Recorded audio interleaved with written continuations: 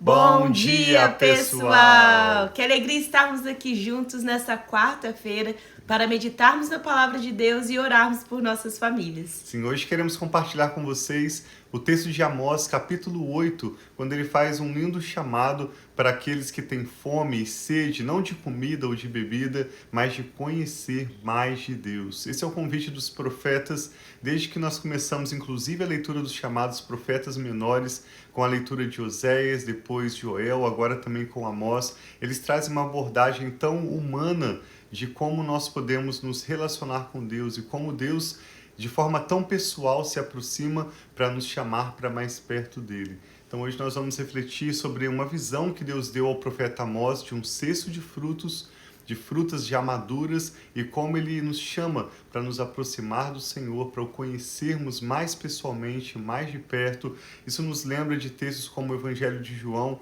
do capítulo 4 até o capítulo 6 também, o evangelista João mostrando a humanidade de Jesus, como ele necessitou fugir dos fariseus para proteger a sua vida, se sentiu cansado e sentou ali naquele poço onde ele encontra a mulher samaritana, ele oferece da água da vida. Depois, em seguida, após multiplicar os pães, Jesus se declara como o pão da vida, prometendo que aquele que comer desse pão que ele dá nunca mais terá fome. Aquele que beber dessa água que ele der, a água da vida, nunca mais terá sede. Nós sabemos que esse relacionamento com Deus vem através da pessoa do Espírito Santo, que nos revela as profundezas de Deus. E sabemos que se você está aqui meditando conosco, você certamente, assim como eu, a Rafa e a nossa família, quer também conhecer mais de Deus, buscá-lo mais pessoalmente, mais profundamente. E é sobre isso que nós queremos refletir com vocês hoje, com a leitura de Amós, capítulo 8. Vamos pedir ao Espírito Santo entendimento agora no início, e ao final da leitura queremos orar pela sua vida e sua família. Sim, então vamos orar pedindo ao Senhor para abrir o nosso entendimento, falar conosco durante esse tempo devocional, que Ele abençoe muito as nossas vidas, as nossas famílias. Pai, muito obrigado por esse novo dia. Obrigada, Pai, que a cada manhã o Senhor nos dá uma nova oportunidade, Pai, de viver os Teus planos, os Teus propósitos e de aprender mais de Ti. Então nós pedimos, vem falar conosco, revela-te a nós através da Tua palavra, e que essa fome e essa sede, Pai, esteja no nosso coração, fome e sede de Ti, e que apenas o Senhor pode saciar. Então nós entregamos esse momento devocional a Ti e pedimos a Tua bênção, em nome de Jesus. Amém. Diz assim então, Amós capítulo 8, acompanhe conosco, essa é uma leitura bem curtinha, cerca de apenas 2-3 minutos. O soberano Senhor mostrou-me um cesto de frutas maduras. O que você está vendo, Amós? Ele perguntou. Um cesto de frutas maduras, respondi. Então o Senhor me disse, chegou o fim de Israel, o meu povo, não mais o pouparei.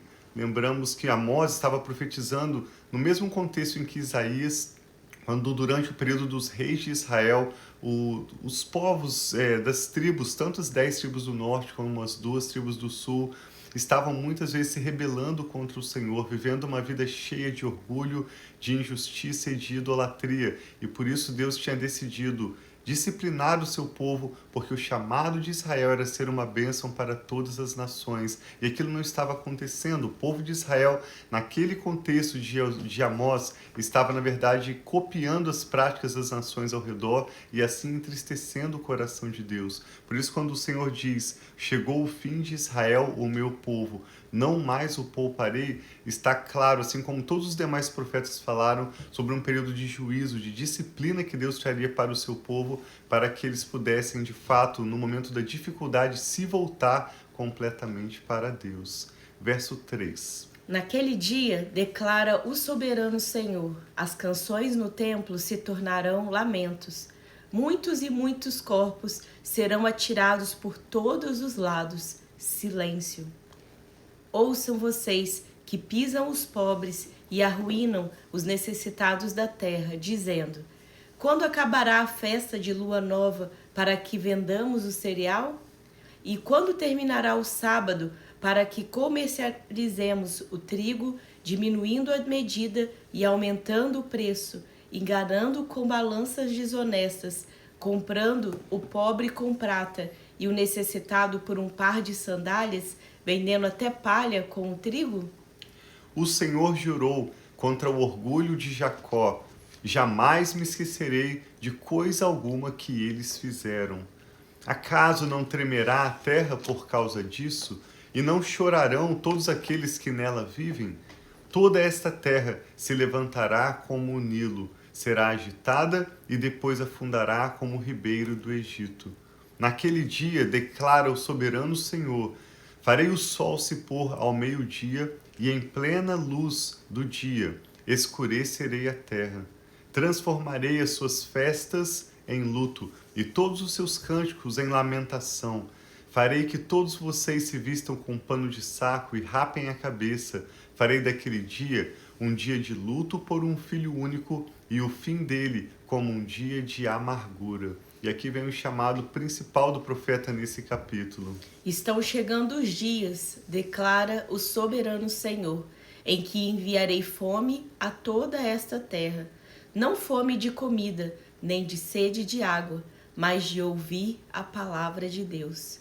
Os homens vaguearão de um mar a outro, do norte ao oriente, buscando a palavra do Senhor, mas não a encontrarão. Naquele dia, as jovens belas e os rapazes fortes desmaiarão de sede.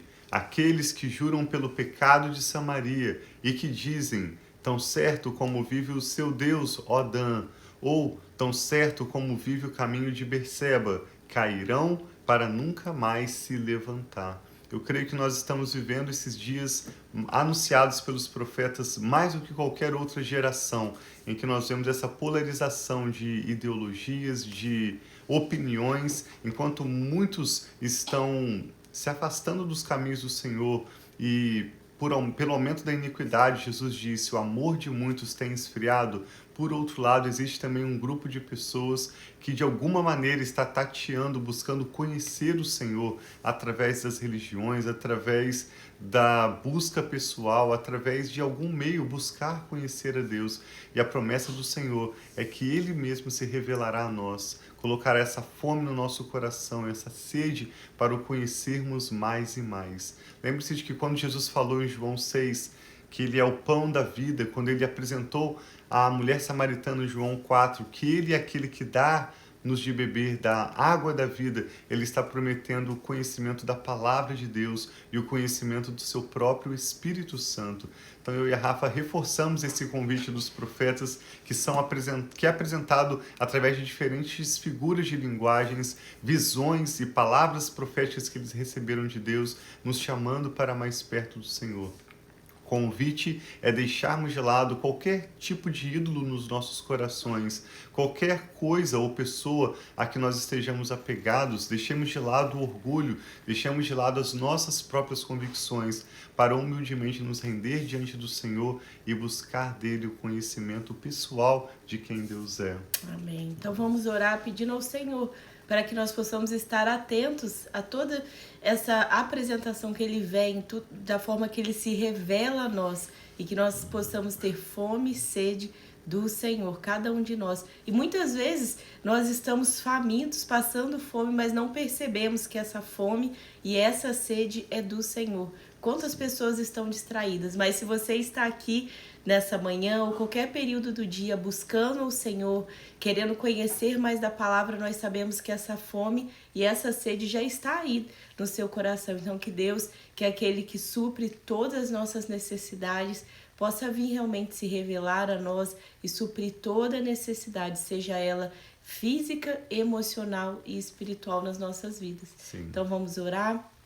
Quer falar alguma coisa, meu? Vou só compartilhar Isaías 64, verso 4, lembrando que Amós era um fazendeiro que foi chamado por Deus para profetizar palavras, visões específicas que Deus lhe deu, no mesmo contexto histórico em que Isaías. Naqueles mesmos dias, Isaías 64, 4, foi escrito dizendo, desde os tempos antigos, ninguém ouviu, nenhum ouvido percebeu, e olho nenhum viu, outro Deus além de ti, que trabalha para aqueles que nele esperam. O Amém. apóstolo Paulo vai comentar esse texto de Isaías 64 na sua primeira carta aos Coríntios, capítulo 2, dizendo que olho nenhum viu, ouvido nenhum ouviu, não chegou a nenhum coração humano aquilo que Deus tem preparado para aqueles que o amam. E muitas pessoas interpretam como se o apóstolo Paulo estivesse falando do céu, as ruas de ouro, o mar de cristal que vamos ver lá no céu. Na verdade, o apóstolo Paulo está de forma bem pessoal e humana, falando assim como Isaías no capítulo 64,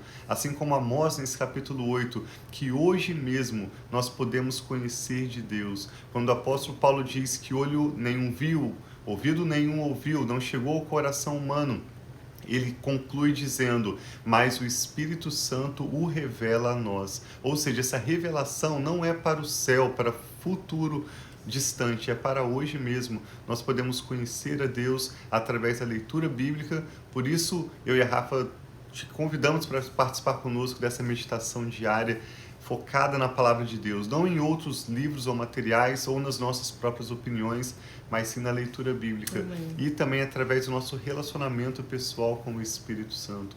Fale com Deus no seu coração, com suas próprias palavras, como você fala com um amigo. Convide o Espírito Santo a te revelar, te dar olhos para ver, ouvidos para ouvir, um coração de entendimento para conhecer e prosseguir em conhecer o Senhor. Que haja em nossos corações mais essa fome, Amém. Hoje mesmo, mais essa sede, para que a nossa busca resulte em um conhecimento de Deus. E é claro, nós temos toda a eternidade para descobrir mais esse Deus que é bom, amoroso, justo, como nós vimos em Amós 8, que ele não vai deixar o culpado sem pagar, sem sofrer as consequências daquilo que ele escolheu de mal. Mas que hoje a nossa escolha seja de conhecer e prosseguir em conhecer o Senhor. Rafa pode orar, vai orar por nós, queremos orar pela sua família, por esse conhecimento, por essa fome e sede de Deus, mas também coloque diante do Senhor seus motivos de oração, como a Cristina está pedindo oração pela sua saúde. Vamos orar pela sua vida, pela sua família. Há tantas pessoas compartilhando conosco, especialmente pedidos de oração por saúde e por oportunidades de trabalho. E se você tem qualquer outro motivo de oração também, vamos orar e colocar diante do Senhor as nossas orações com ações de graças, porque Ele sempre ouve e há uma diferença antes de orarmos e depois de orarmos. Deus é fiel, Ele tem cuidado de nós e Ele recebe cada uma das nossas orações. E eu vou começar também com uma oração de Paulo. Na hora que o Thiago estava falando, Deus colocou no meu coração, que fica em Efésios 3. Essa foi uma oração que marcou muito até mesmo a minha conversão, quando eu comecei a conhecer ainda mais ao Senhor, quando eu estava buscando, Deus tinha dado essa fome e sede no meu coração. E eu ouvi o líder de jovens da igreja que eu estava começando a minha caminhada cristã, lendo essa oração, a oração de Paulo. E ele fala assim: oro para que, segundo as riquezas da sua glória, Ele os fortaleça poderosamente no íntimo por meio do seu Espírito. Sim. Isso para que Cristo habite pela fé no coração de vocês, de modo que estejam arraigados e alicerçados no amor. Assim, vocês perceberão com todos os santos qual é a largura, o comprimento, a altura e a profundidade do amor de Cristo, e conhecerão este amor que excede todo o conhecimento, para que sejam cheios da plenitude de Deus. Nome de Pai, Jesus. nós queremos conhecer Assim o seja, Senhor mais, nós queremos conhecer mais do Teu amor, mais da largura, do comprimento, da profundidade, Amém. de quem o Senhor é, Pai. Essa extensão, Pai, que é infinita, de quem o Senhor é. Então, dai-nos fome e sede, Pai, do Senhor, que nós possamos buscar o Senhor. E o Senhor fala que aquele que busca, acha, Pai. Aquele que bate na porta, a porta será aberta. Então, nós queremos aqui clamar ao Senhor, muito mais, Pai, do que pedir algo ao Senhor. Nós queremos conhecer o Senhor. Nós queremos o próprio Senhor, Pai, para que seja essa fonte inesgotável na nossa vida,